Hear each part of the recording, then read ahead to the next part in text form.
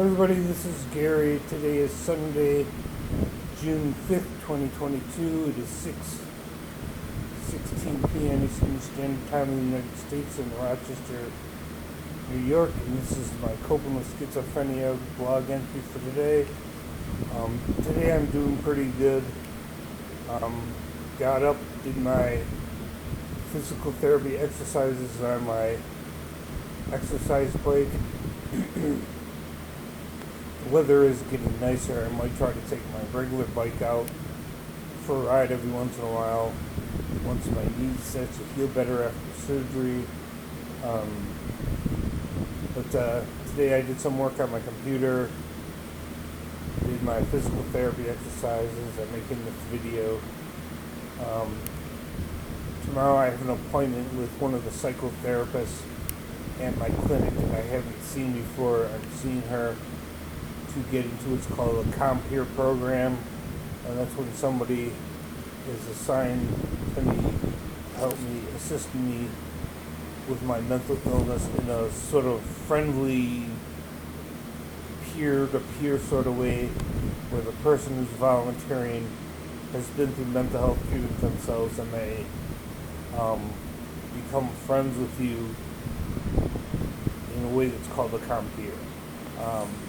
So it's sort of like somebody volunteering to spend time with somebody who has a mental illness and is struggling with a mental illness as a friend and as a volunteer. On the 13th of June, I have an appointment with my regular therapist.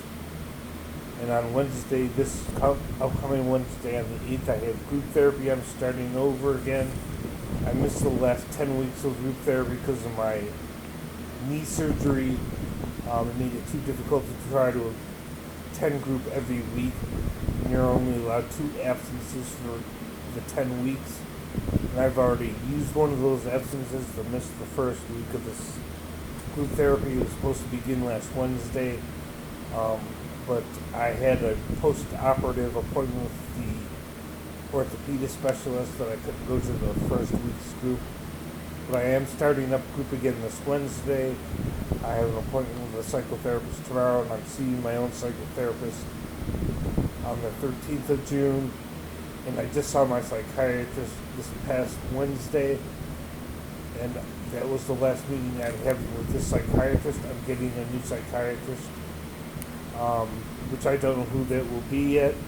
And it's always difficult for somebody who's mentally ill to change psychiatrists, whether it's in a clinic or a private practice. If you have to switch to a new psychiatrist, that makes it difficult. You have to get to know that person all over again. You get used to them, and in 1 or 2 years they leave. And the reason that this happens is because the psychiatrist that I'm seeing is at a clinic that's part of the University of Rochester, which is a teaching hospital, which means that psychiatrists are often residents who are in a certain phase of their psychiatric medical training, and they only stick with a patient for as long as they're residents, because that's part of their career training. And so I've been going through this for the past, 6-7 years. I change psychiatrists every 2 years or so, depending on how long the resident has to be at the clinic. But I will be getting a new psychiatrist. I will have to get used to them all over again. And it's never easy to switch psychiatrists. I mean, I'm taking things pretty well. I haven't been to the psychiatric emergency room since October 30th of last year. So it's been several months. So I'm doing okay in that regards. And I don't think my changing psychiatrist is going to make me end up in the psychiatric emergency room as long as I keep doing everything that I'm supposed to be doing to keep myself well, take my medicine, do my exercises, do my work, do these videos, keep all of my psychotherapy appointments and all the rest of that. But it is always difficult to have to change psychiatrists.